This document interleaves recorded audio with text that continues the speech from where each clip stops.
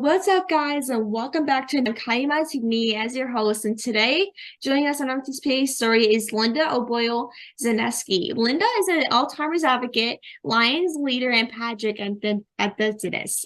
And thank you so much, Linda, for coming on Empty Space Story. How are you? I'm wonderful. Thanks for having me today. Absolutely. So, I was wondering, how did how and why did you start advocating for Alzheimer's? So, Alzheimer's disease has affected me both personally and professionally.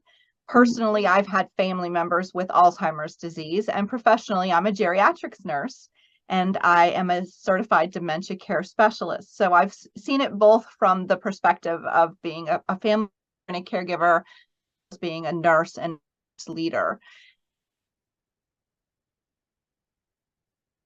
Out and I got in touch with the Alzheimer's Association 30 years ago Ooh. with them. I started basically just answering phones in the office, and it sort of emerged from there. And then when I started to enter the pageant field and I wanted to be Miss America, they said, "Oh, you need a pageant platform, something you're passionate about." So it was like hands down, super easy that I was going to promote Alzheimer's awareness during my year. So I had an opportunity as Miss Pennsylvania to go to Miss America and promote Alzheimer's awareness and work with Alzheimer's Association. It had me do such awesome appearances all year. I got to do Alzheimer's walks throughout the state of Pennsylvania. I got to go to Washington, D.C. and advocate for more research dollars. So over time, I've done quite a bit with Alzheimer's. And last year, I was actually Mrs. Pennsylvania. And I wrote my sixth published book. It was a children's book all about why I do the walk for my grandfather. So all those things are fundraisers, and it helps every year with our that we have in Northeast PA. That's seriously terrific. I know a few people that would are kind of associated with Alzheimer's Association, and with being a Grey's Anatomy fan, of course, I see tons of Alzheimer's. Of course, learning more about that, and as you kind of said earlier, you were close to the Alzheimer's Association, and what type of work do you guys usually do in the community? And I know you said you went to DC to kind of advocate for that. Like, what type of work do you guys do if nobody is kind of familiar with it?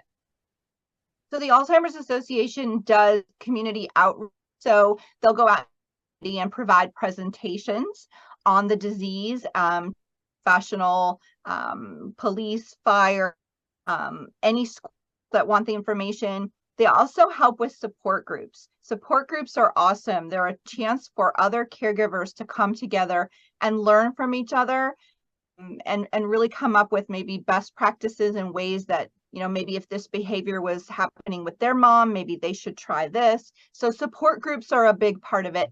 The biggest thing that I do with the Alzheimer's Association is participate annual walk to end Alzheimer's. It's the largest fundraiser, and it happens in the fall all across America. So in Northeast Pennsylvania, our walk happens to be October 14th at PNC Field in Moosic. And we meet there at 9 o'clock in the morning. We register, and at 10 o'clock we get to walk the field in support. But my favorite part of the walk is that all of the captains have their teams there, and you try to raise money. All of the money raised goes towards care, support, and services, as well as research. So I've championed a team ever since our very first walk in 1995 in Luzerne County. We had it at Kirby Park, but we've moved to a bigger venue in Moosic so we could accommodate more people. And my team this year has already reached grand champion status for fundraising. So I'm really proud of that. And one of my favorite parts of the walk is called the flower garden. And it has all these flowers that you can actually pick. They're like windmills that you could pick. And the color depicts why you're walking. So I'll pick purple because I have someone that I've lost to Alzheimer's. So it's a great way for us to all come together once a year and collectively work towards having the money to support the care and services that are needed. And the Alzheimer's Association coordinates that for us all across the country. Yeah, that is seriously awesome. Like to do it across the country. I know you said that it happens on October 14th. And like in case people are wondering, like how can people donate, whether it's like for your team or different like organizations that are walking? Yeah, it's really easy. So you can just go to the website, alz.act.org, allsact.org. And you can click on the walk link. You can put in your zip code and find your nearest walk.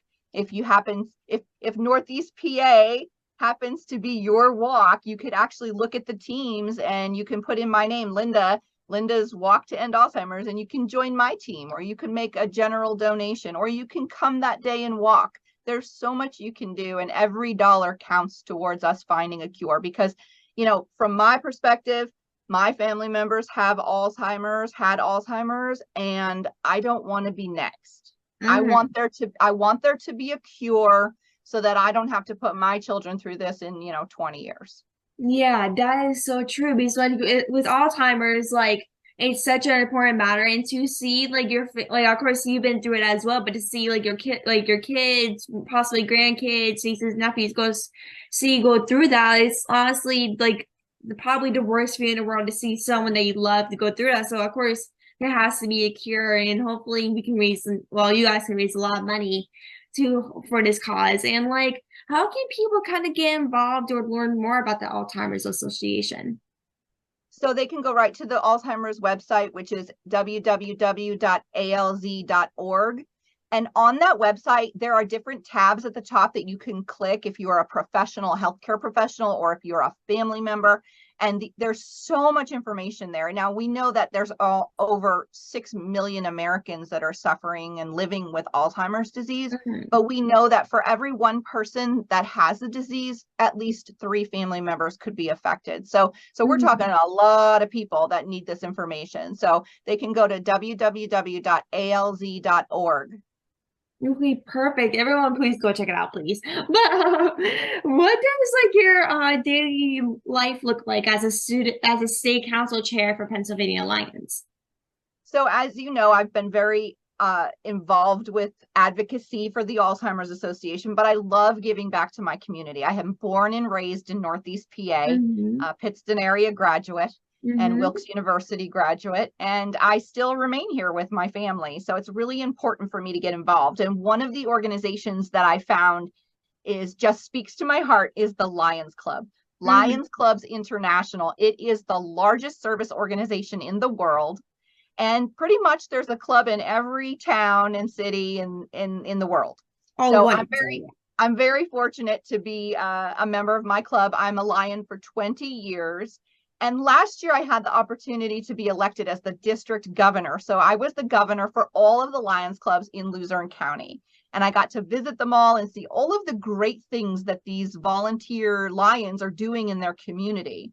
But I was actually kind of promoted this year, and starting July 1st of 2023, I became the state council chair for Mm-hmm. Lions Clubs International. So now I am in charge of all of the governors in the state of Pennsylvania. So I get to travel now a little bit further and visit all of the districts in the state of Pennsylvania and see what they're doing to really help out their communities. And Lions are the most amazing volunteers there are, because they see a need for something in their community, and then they take care of it. And where there's a need, there's a Lion, and I'm just so proud to be a part of it. And I'm enjoying my travels this year, and I get to go to Harrisburg and run and different places in the state, and I get to run the Council of Governors meetings every quarter, and I'll be involved in, of course, setting up our state convention in May. Ooh, it's good excuse to travel, Like that's something I love to do, definitely. Like definitely travel every single day or every week, whatever the schedule looks like. But like how has like your schedule kind of been or transition been going for you as a district governor as into now state council chair for Pennsylvania Alliance? So the biggest issue for me has been scheduling, because when I was visiting a club in Luzerne County, the furthest I had to drive was about 45 minutes to get to a club in Twin County up past Hazleton. But now as council chair, last weekend I was all the way over in Erie, Oh, Pennsylvania. wow. on Saturday, and Sunday I was in Lehighton, and this Saturday I was in Philly. So it's just coordinating the schedule because the drive takes a little bit longer to get from one area of the other. But the transition has been very easy. The Lions Clubs International has prepared me for this role, so I know what I need to do. I just have to be really good at coordinating my calendar, and I have had no problem doing that so far. Yeah, like that's a problem for me as well. Is that like especially with dealing like traveling all over the state like Erie or dealing with things in Luzerne County, it's like you're always traveling, but it's not a bad thing. It's always a good thing. But it's like with me, it's like always the scheduling conflicts that I always get in the way. Yeah, gas prices and tolls kind of dampen the driving part, but I don't mind at all. And the Lions Clubs International has state and international conventions that allow me to travel. So I was in Boston in June for the international convention, and next year's convention is in Melbourne, Australia, and I'm really hoping I get a chance to go. Oh, I'm so jealous. Like if you go to Melbourne, Australia, try and look me up. I am literally a big Australia person. So Mhm. if you figure out something, just let me know. But how did the Lions Club kind of expand to kind of every town in Northeast PA? So Lions Clubs were really started as a service organization to do good. So where there's a need in a town, usually people will step up and say, "Oh, how can I help?" Mhm. And usually there's a lion in a nearby town that will say, "Oh, you should join the Lions Club. They're always looking for projects." So there are some towns and cities in our area that don't have a club right now, Mhm. Pittston being one of them. Really? And Pittston Township, Avoca, Larksville, Plymouth, and Edwardsville. They don't have clubs, but we're so lucky that our towns are so Yeah. small that usually there's a Lions Club in the next town or city or neighborhood that Mhm. can help. But we're always looking for lions. And if anybody's interested in joining their local Lions Club, they can just Google Lions Clubs International, and you could just put in find my club. And again, you put in your zip code, and then they'll send an email to me, and I'll find where they live and where that club is, and I'll connect them, because we're always looking for more members, because the more members we have in these Lions Clubs, the more service we do in the community. Mhm. So we want to be in every town. We're not quite there yet, but we really want to be in every town, because every town has needs. And with budget cuts, we're able to maybe do a fundraiser to help the police department or the fire department or the Mhm. local schools. We do kids site eye screenings in the schools. We collect eyeglasses that are repurposed for underprivileged people that need eyeglasses. We have 5 global causes that we support, including childhood cancer, diabetes, and the environment too. So we're always out there. We're not just fundraising, but we give all that money back to our community. Mhm. Yesterday I was at an event, and the Lions were telling me about the scholarships that they gave to seniors graduating from high school, which could help them even just cover the cost of their books for their first semester, or their room and board or food. So we're really making a difference, but I would love to see the expansion into a little bit more towns and a little bit more members, because if we had more members, we could do more service. Oh, absolutely. Like, how old do you need to be? Is there a specific like age range or limit? 18. But you know what's really cool? I said there wasn't a club in Pittston, but we have a Leo club. A Oh, Leo club really? is for those under 18. So we Ooh. have a very active Leo club at Pittston Area High School. Super proud of this group of kids, because these students are out there doing community service, which, as you know, could be very important on a college resume. Oh, So for sure, yeah. yeah, so these kids are out doing service along with the local Lions Club in DuPont, which is the club I belong to, and they are really making a difference as Leos. And then once they graduate, they can become a lion and just transfer over as a lion. My Both of my children were Leos. Ooh. Both were actually presidents of their Leo clubs, and now they are lions. Oh wow. I definitely need to check out that club now. Now I'm kind of like Mhm. desperate to join it now. But I know with me I'm like I love to join everything, which is kind of bad for me though, but on my end. But But it's good because it really helps you in your future because there's a lot of businesses and a lot of people that hire that look not just to see that you had good grades in school and that you were involved in different things at school, but they were looking to see that you're involved in your community. What have you done in your community? These Leos are able to say in an interview, oh, as part of the Pittston area Leo Club, we collected 10,000 eyeglasses that were repurposed for those that needed. Or they were just helping us with another project where they were just packing in Pittston at the food bank, the mhm. Weinberg food bank. They were packing boxes of food for the elderly. These are things that we need volunteers to do.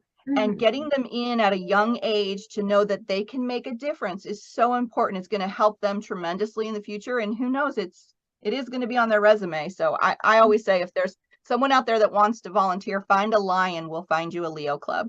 Like any opportunity to volunteer you can get, it's always good for college or jobs. It's just always ways, whether you're getting paid for it or not, there's always like a lot more pros than cons to getting these service hours. And this, of course, it's helping the community, but it's also good for you in the future. It is. It's so good to volunteer because believe it or not, you get more out of volunteering than you give. And it just makes you feel Mm. good no matter what you do. And it could be as simple as serving at the soup kitchen or collecting eyeglasses or cleaning up the clutter in the streets for environmental projects. There's so many the Lions do. And we try to have fun while we do it too. So we had a Mhm. mini golf outing. Fun to play mini golf. I was not very good at it, but we raised $1,000 for childhood cancer that day. Or Ooh. we did bowling at Chaco's and we raised money for diabetes. So we try to do things that are fun and engaging that we can bring our family to as well. And it just gets more people to see that, you know what, you can volunteer and you can have fun at the same time. Yeah, for sure. Because it's always like when you're volunteering, it feels like work, but when you're also like tacos or something family friendly, you're like, oh, this doesn't feel like work. It just feels like I'm actually at a let's say family outing. That's a say. But like how did your pageant career start at the Tomato Festival years ago? I know you recently posted that, like for Tomato Festival. Yes, it did. So every year I get to post that picture. So in 1988, I was the Pittston Tomato Festival queen. So I wasn't the queen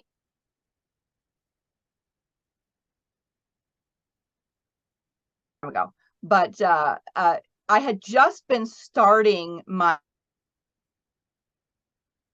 dance teacher thought it would be. I did some local competitions just to build my confidence and being on stage and answering questions and meeting people and speaking. So I wanted to do as many local competitions as I could. And when that opportunity came up, I jumped on it because I thought, oh my goodness, this is like, I was at Pittston area. I graduated in 86. This is great. This is representing my hometown. I lived right up the street in DuPont.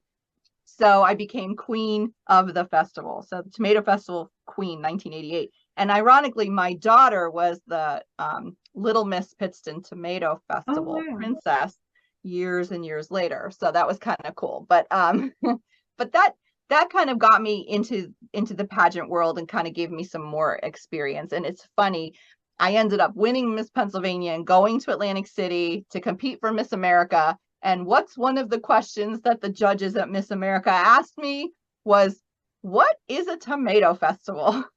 And why are you the queen of it? So I got the opportunity to explain a little bit about Pittston being the tomato capital of the world, and they were having this festival. And who knew that this many years later, it's just bigger and bigger and better and better. So Oh wow. yeah, it's just one of those things on my resume that it just sticks out and people always ask me. But I've done a lot of pageants over the years, but I'll always remember that I was the Tomato Festival queen. Yeah, like especially saying from the Tomato Festival, like especially with being his hometown of Pittston or Northeast PA, you always say like, oh, Pittston's the tomato capital of the world. They have a festival every single year for like 4 days. You should have come out even from a different state. You should come out, but it gets better and better and grow every single year. Yes. And like, how did you kind of like train for all the pageants that you done throughout the years? So I specifically picked the pageants that I entered, and there's a ton of pageants out there. Mhm. Some cost a lot of money, and you might get something out of it, you might not. I was very particular in the pageants that I chose, not only for myself but for my daughter, because my daughter competed as well. Mhm. I was obviously looking for a pageant that could showcase my education, my talent, because I danced at David Blight my entire life, Oh. and um, and gave me an opportunity to promote some kind of a platform. So the Miss America organization gave me all of that, because you really needed to be able to speak about a platform. You needed good grades. You needed to have a talent. And, I have been at David Blight since I was a little girl, and ended up teaching at the Pittston David Blight studio for all the way through high school and college. So it was just really special for me to pick that system, because it was perfect for me. And yes, I did go on to Miss America. I was a talent winner, and I did win the community service award for my work with the Alzheimer's and our seniors and elderly. So to me, that was really special to be awarded that at a national level. And then of course I came back and wanted to be Mrs. Pennsylvania, since I had gotten married, and today is my 30th wedding Well, anniversary. We're happy anniversary. celebrating 30 years today. And I wanted an opportunity to compete again. So after I had my daughter, I signed up and I won Mrs. Pennsylvania, which was pretty cool. Got to go to Mhm. Las Vegas, and I was top 15 there. Then I took a break for a while because I had another child, and you get busy, and I really wanted my kids to try everything. So I was that busy mom, and Mhm. they did their sports, and she did dance and cheerleading and gymnastics and pageants, and I was always on the run with them. Years Mhm. later, um, you know, I decided I wanted to do another pageant, just one more.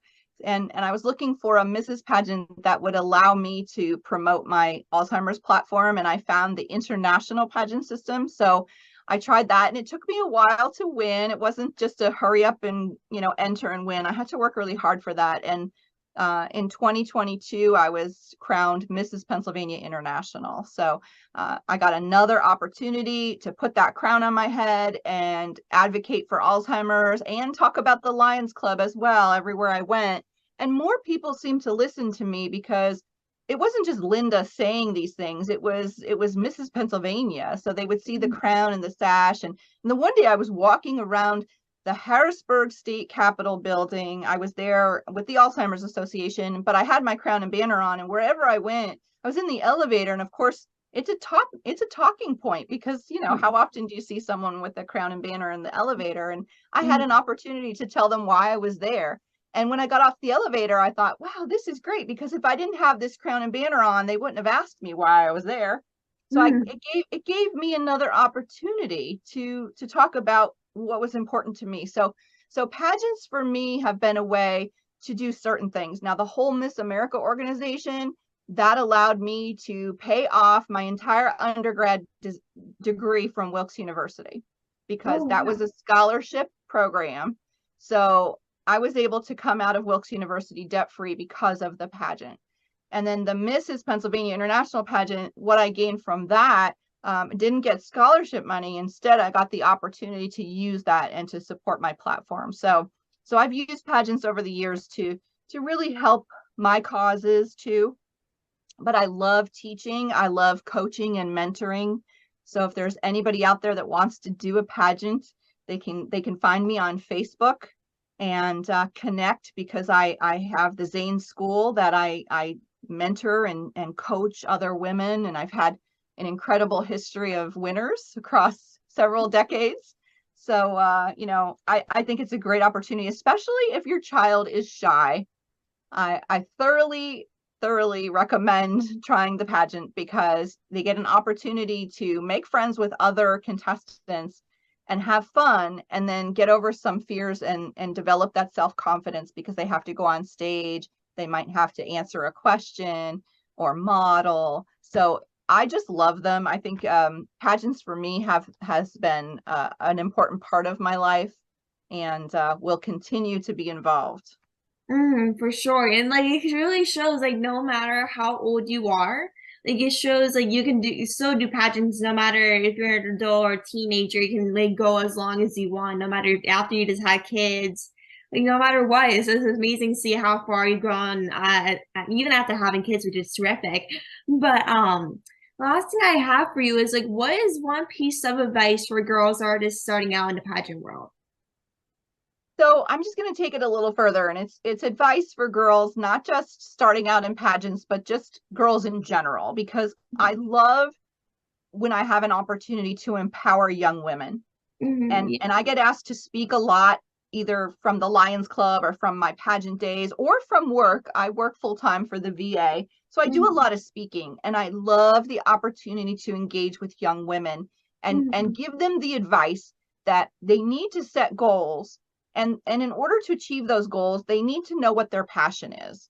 Because if you have a passion for something, then you're going to know that that's something that you're going to be driven towards achieving. And sometimes it's hard for people to find their passion. So if they just try different things and step out of their comfort zone, and have that courage to do something, they might find that they love it or that they're really good at it. So never be afraid. I love Eleanor Roosevelt's quote, where she says, "Do the thing you think you cannot do."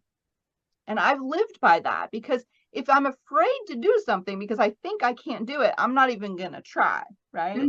Yeah. But if you do the thing that you think you can't do, you can basically face fear and have the courage to push through and do it. And then before you know it, you've done the thing you think you couldn't have done. It's just, I love that. So I usually give that as a piece of advice, to just have courage to step out of your comfort zone and do something that you think that you can't do, because I'm sure that you can, because you can set those goals.